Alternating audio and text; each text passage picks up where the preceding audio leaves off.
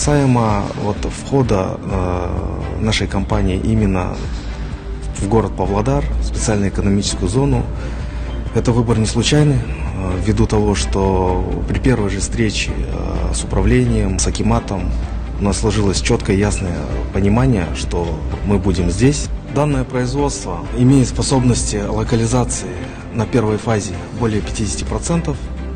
В этом его состоит часть уникальности. Производственные мощности первой фазы текущей составляет 30 тысяч тонн. Планируемое количество мест рабочих на этом производстве 30 человек. Меня радует то, что в Павлодарской области новые технологичные прогрессивные проекты реализуются. Это первый проект, который реализуется полностью отечественными предпринимателями.